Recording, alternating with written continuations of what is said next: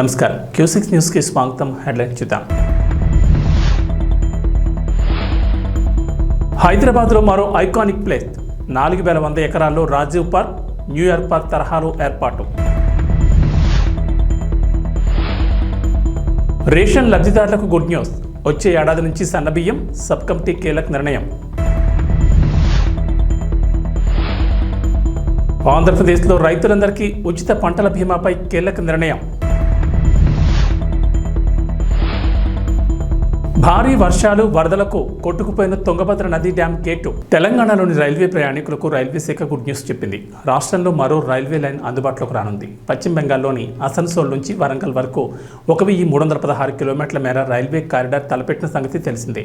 అందులో భాగంగా మల్కాన్గిరి పాండురంగాపురం మధ్య నూతన రైల్వే మార్గం నిర్మించనున్నట్లు రైల్వే మంత్రి అశ్విని వైష్ణవ్ వెల్లడించారు. ఈ మేరకు శుక్రవారం కేంద్ర కేబినెట్ ఆమోదముద్ర వేసినట్లు ఆయన తెలిపారు. డబుల్ లైన్గా నిర్మించి ఈ ప్రాజెక్టుల అంచనా వ్యయం 7,382 కోట్లుగా కేంద్ర మంత్రి తెలిపారు.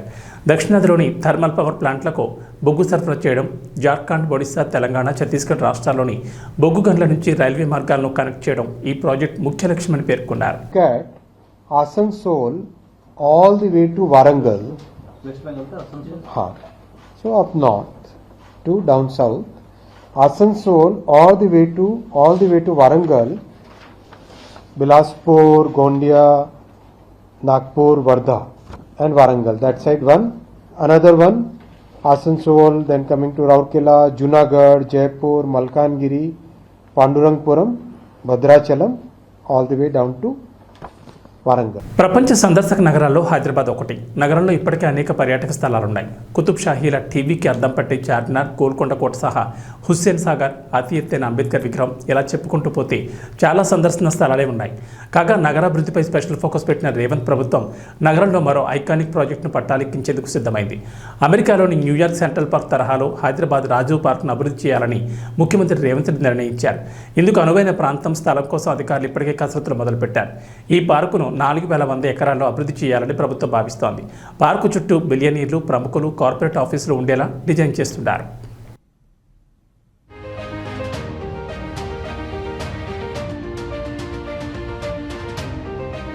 తెలంగాణలోని రేషన్ కార్డు లబ్ధిదారులకు ప్రభుత్వం తీపి కబురు చెప్పింది. వచ్చే ఏడాది నుంచి రేషన్ లబ్ధిదారులకు సన్నబియ్యం పంపిణీ చేయాలని డిసైడ్ అయింది. ఈ మేరకు కొత్త రేషన్ కార్డుల జారీ, విధి విధానాల ఖరారు అంశంపై ఏర్పాటు చేసిన కేబినెట్ సబ్ కమిటీ కీలక ప్రకటన చేసింది.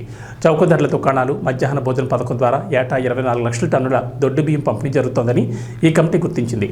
దీంట్లో సగానికి పైగా దారి మడుతున్నట్లు తెలిపారు. ప్రస్తుతం అంగన్వాడీ సెంటర్లు, కొన్ని ప్రభుత్వ పాఠశాలలో మాత్రమే సన్నబియ్యం పంపిణీ జరుగుతుండగా వచ్చే ఏడాది నుంచి పూర్తిగా సన్నబియ్యం మంజూరు చేయాలని నిర్ణయం తీసుకుంది.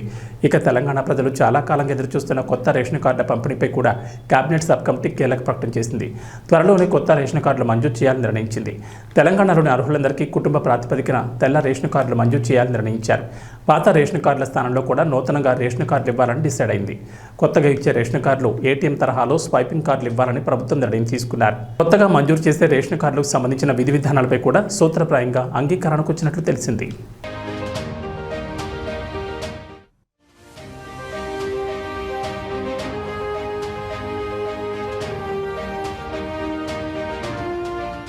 తెలంగాణ ప్రభుత్వంతో కలిసి పనిచేసేందుకు కాలిఫోర్నియాలోని ప్రపంచ ప్రఖ్యాత స్టాన్ఫోర్డ్ యూనివర్సిటీ ముందుకొచ్చింది. అమెరికా పర్యటనలో ఉన్న ముఖ్యమంత్రి రేవంత్ రెడ్డి, ఐటీ మంత్రి శ్రీధర్ బాబు ఉన్నతాధికారుల బృందం శనివారం స్టాన్ఫోర్డ్ యూనివర్సిటీని సందర్శించింది.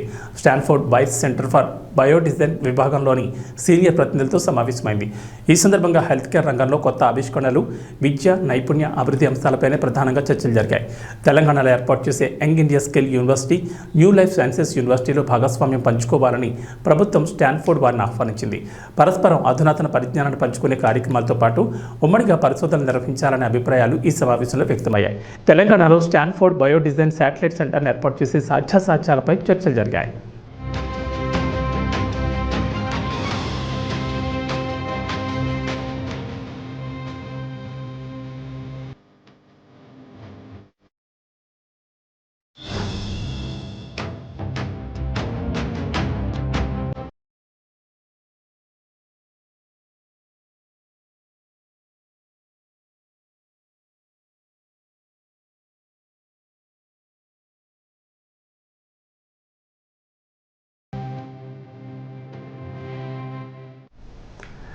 రాష్ట్రంలో అతి త్వరలోనే కొత్త రేషన్ కార్డుల జారీ ప్రక్రియ ప్రారంభం కానున్నట్లు ఇప్పటికే రాష్ట్ర పౌర సరఫరాల శాఖ మంత్రి నాదెండ్ల మనోహర్ చెప్పారు.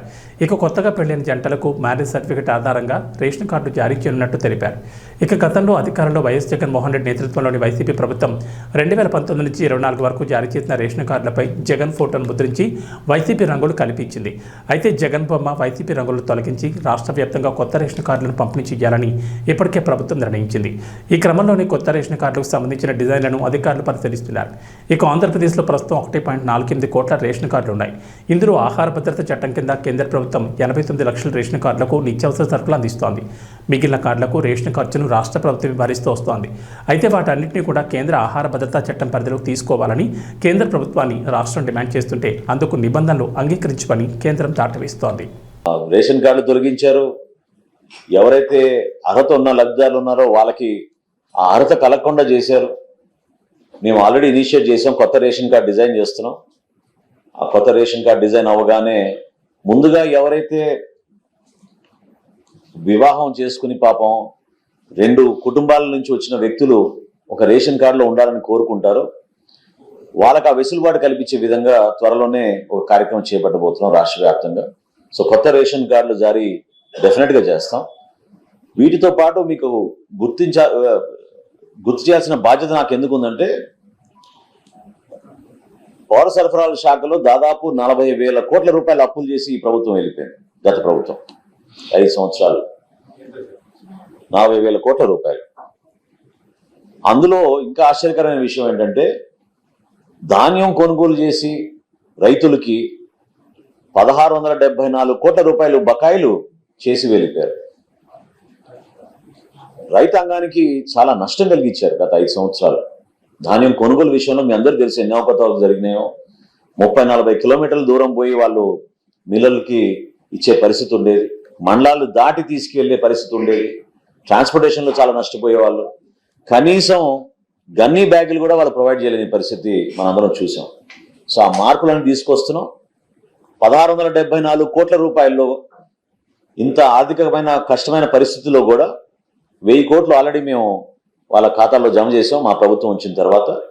ఇంకొక 674 కోట్ల రూపాయలు సోమవారం రాష్ట్ర వ్యాప్తంగా ఆ రైతాంగానికి అందే విధంగా రూపాయి కూడా బకాయి లేకుండా పౌర సరఫరాల శాఖ నుంచి ఆ కార్యక్రమం చేపట్టబోతున్నాం. దానికి నిజంగా మన ముఖ్యమంత్రి గారు చంద్రబాబు నాయుడు గారు, అదేవిధంగా ఉప ముఖ్యమంత్రి గారు పవన్ కళ్యాణ్ గారు చూపించిన చొరవతోటి రైతాంగానికి ఎక్కడ కూడా ఇబ్బంది కలగకుండా ఒక బాధ్యతతోటి మేము అనేక సంస్థలతో మాట్లాడి ప్రభుత్వం పైన ఎక్కువ భారం పడకుండా రైతాంగాన్ని మాత్రం నిలబెట్టాలి. ఈ ఖరీఫ్ మాసానికి వాళ్ళకి ఎక్కడ కూడా ఇబ్బంది కలగకూడదనే ఉద్దేశంతో వాళ్ళని ప్రిపేర్ చేసే విధంగా మేము నిధులు వచ్చే సోమవారం కల్లా పూర్తి స్థాయిలో రాష్ట్ర వ్యాప్తంగా విడుదల చేస్తున్నాం. ఏపీ సీఎం చంద్రబాబు నాయుడు పాలనా దక్షత గురించి ప్రత్యేకంగా చెప్పాల్సిన పని లేదు. పనిలోనే తనకు విశ్రాంతి అని చెప్తూ ఉంటారు ఆయన. నిత్యం సమీక్షలు సమావేశాలతో అధికారులను పరుగులు తీస్తూ పాలనా పరంగా మరింత మెరుగ్గా ఏం చేయాలనే దానిపై కృషి చేస్తూ ఉంటారు. ఇక ఏపీ సీఎంగా బాధ్యతలు స్వీకరించిన తర్వాత చంద్రబాబు తన మార్పు చూపిస్తున్నారు. 1995 నాటి చంద్రబాబును చూపిస్తానంటూ పదే చెప్తున్న చంద్రబాబు పాలనలోనూ దాన్ని నిజం చేసి చూపిస్తున్నారు. అయితే తాజాగా సీఎం చంద్రబాబు ఓ విషయంలో స్పందించిన తీరు నెట్ జనాన్ని ఆకట్టుకుంటోంది. ఒకే ఒక ట్వీట్తో అపాయింట్మెంట్ ఇచ్చారు చంద్రబాబు. ప్రముఖ సంఘ సేవకురాలు పద్మశ్రీ అవార్డు గ్రహీత అయిన అయితే సునీతా కృష్ణన్ సీఎం చంద్రబాబును కలవాలని భావించారు. అయితే ఆమెకు ముఖ్యమంత్రి అపాయింట్మెంట్ దొరకలేదు. దీంతో ఎక్స్ వేదికగా ట్వీట్ చేశారు సునీతా కృష్ణన్. చంద్రబాబు సార్, మీ అపాయింట్మెంట్ తీసుకోవడానికి భిన్నమైన మార్గాన్ని ఎంచుకున్నా. మీరు చాలా బిజీగా ఉన్నారని నాకు తెలుసు. అయితే 2 ముఖ్యమైన ప్రతిపాదనలు మీ ముందు ఉంచేందుకు వచ్చే వారం మధ్యలో ఎప్పుడైనా నాకు 10 నిమిషాల సమయం కేటాయించగలరంటూ సునీతా కృష్ణన్ ట్వీట్ చేశారు. అపాయింట్మెంట్ కోసం సాధారణ పద్ధతిలో ప్రయత్నించినప్పటికీ కుదరకపోవడంతోనే ట్వీట్ చేస్తున్నానని క్షమించాలని కోరారు. ఆంధ్రప్రదేశ్లో అధికారంలోకి వచ్చిన తెలుగుదేశం, జనసేన, బీజేపీ కూటమి ప్రభుత్వం కీలక నిర్ణయాలకు తెరతీస్తోంది. ఈ క్రమంలోనే వైఎస్ జగన్ నేతృత్వంలోని గత వైసీపీ ప్రభుత్వం తీసుకున్న నిర్ణయాలు, అవలంబించిన విధానాలను పక్కన పెడుతోంది. ఈ క్రమంలోనే రైతులకు సంబంధించి తీసుకున్న నిర్ణయాలను సమీక్షిస్తోంది. ఈ నేపథ్యంలోనే పంటల బీమాకు సంబంధించి చంద్రబాబు ప్రభుత్వం కీలక నిర్ణయం తీసుకుంది. ఈ పంటలో నమోదైతే ఉచిత పంటల బీమా పథకాన్ని అమలు చేరుండాలి. అయితే ప్రస్తుత ఖరీఫ్ సీజన్ వరకు ఈ పంటలో నమోదైన పంటలన్నిటికీ ప్రభుత్వమే ఉచిత పంటల బీమాను కల్పించనుంది. ఇక వచ్చే రబీ నుంచి 2019 కంటే ముందు ఉన్న విధానమే, అంటే ఎంపిక ఎంపిక చేస్తున్న రైతులకు మాత్రమే పంటల బీమాను అమలు చేయనుంది. ఈ నిర్ణయానికి తాజాగా మంత్రివర్గ ఉపసంఘం ఆంధ్రప్రదేశ్ ప్రభుత్వానికి సిఫారసు చేసింది. రాష్ట్రంలో ఎన్డీఏ ప్రభుత్వం వచ్చే నాటికే పంటల బీమా అమలుకు వ్యవసాయ శాఖ టెండర్లు పిలిచింది. దీంతో వచ్చే సీజన్ నుంచి కొత్త విధానాన్ని అమలు చేయనున్నారు. 2024-25, 2025-26 సంవత్సరాల్లో ఖరీఫ్, రబీకి సంబంధించి సంస్థలను కూడా ఎంపిక చేసింది. అయితే గత వైసీపీ ప్రభుత్వం అమలు చేసిన ఉచిత పంటల బీమా పథకంతో రైతులకు ఒరిగిందేమీ లేదని ఏపీ మంత్రివర్గ ఉపసంఘం భావిస్తోంది. రామ్ చరణ్, ఉపాసన ఇద్దరూ కూడా తమ పనుల్లో బిజీగా ఉంటారు. అందుకే క్లీంకారాన్ని చూసుకునేందుకు కేర్ టేకర్ను పెట్టారు. కరీనా కపూర్ కొడుకు తైమూర్ ఖాన్కు కేర్ టేకర్గా పనిచేసిన లలితను క్లీంకారా కోసం తీసుకొచ్చారు. అంతకుముందు ఈమె అంబానీ ఇంట్లో కేర్ టేకర్గా పనిచేసేవారట. చిన్నపిల్లల నర్సుగా కెరీర్ను ప్రారంభించిన లలిత అనంత్ అంబానీకి నానీగా మారిందట. అలా అంబానీ ఇంట్లో ఎన్నో ఏళ్లు కేర్ టేకర్గా పనిచేసి పిల్లల బాగోగులు చూసుకుందట. అనంత్ అంబానీ తనతో ఎంతో ప్రేమగా ఉంటారని లలిత చెప్పుకొచ్చారు. తైమూర్ ఖాన్కి కేర్ టేకర్గా వెళ్లడంతో జనాలకు ఎక్కువగా తెలిసిందని లలిత తెలిపారు. కరీనాకు మొదట్లో పిల్లల ఆలనా పాలనా చూసుకోవడం అంతగా వచ్చేది కాదట. కానీ త్వరగానే అవన్నీ నేర్చుకుని పిల్లలకు కావాల్సిన పనులన్నీ చేసి పెట్టేసేస్తుండేదట. ఇక ఇప్పుడు రామ్ చరణ్, ఉపాసనల కూతురు క్లీంకారాకు కేర్ టేకర్గా వ్యవహరిస్తున్నారని అన్నారు. క్లీంకారా గురించి చెబుతూ అనేక విషయాలను పంచుకున్నారు. కర్ణాటకలో కురుస్తున్న వర్షాలకు తుంగభద్ర డ్యాం గేటు విరిగికొట్టుపోయింది. శనివారం రాత్రి 11 గంటలకు హోస్పేట్ వద్ద తుంగభద్ర డ్యాంలో వరద తగ్గడంతో గేట్లను మూసివేస్తున్న క్రమంలో 19వ గేట్ చైన్ లింక్ తెగి కొట్టుకుపోయింది. దీంతో డ్యాం నుంచి నీరు ఏకధాటిగా దిగువకు ప్రవహిస్తూనే ఉంది. ఇప్పటివరకు 1,00,000 క్యూసెక్ల పైగా నీరు వృధాగా కిందికి పోయిందని అధికారులు పేర్కొన్నారు. ఈ ఒక్క గేటు విరిగి కొట్టుకుపోవడంతో తుంగభద్ర డ్యాం నుంచి 60 టీఎంసీల నీరు వృధాగా పోనుందని తెలిపారు. మరోవైపు షిమోగాలో కురుస్తున్న ఎడతెరిపిలేని వర్షాలకు తుంగభద్ర డ్యాంలోకి భారీగా వరద నీరు వచ్చి చేరుతోంది. ఇక తుంగభద్ర డ్యాం గేట్ కొట్టుకుపోవడంతో నీరు దిగువకు వరదలాగా ప్రవహిస్తుండటంతో అధికారులు అలర్ట్ అయ్యారు. నదీ పరివాహక ప్రాంతంలో నివసిస్తున్న ప్రజలను అప్రమత్తం చేశారు. వరద నేపథ్యంలో సురక్షితంగా ఉండాలని సూచించారు. ఈ క్రమంలోనే తుంగభద్ర నుంచి సుంకేజల ప్రాజెక్టుకు ఏకంగా 1,00,000 క్యూసెక్ల వరద నీరు వచ్చి చేరుతుండటంతో ఇక్కడ కూడా అధికారులు అలర్ట్ అయ్యారు. తుంగభద్ర గేటు మరమ్మతులు పూర్తి చేసే వరకు సుంకేజల ప్రాజెక్టుకు వరద ప్రవాహం కొనసాగనుందని అధికారులు వెల్లడించారు. వరద ఎక్కువగా ఉండడంతో సహాయక చర్యలకు అడ్డంకిగా మారిందని చెప్పారు. తుంగభద్రలో వరద తగ్గాక అధికారులు మరమ్మతులు చేపట్టి విరిగిపోయిన గేటు స్థానంలో కొత్తది ఏర్పాటు చేయనున్నారు. షిమోగాలో వర్షాలకు తుంగభద్ర డ్యాంకు భారీగా వరద నీరు వచ్చి చేరుతోంది.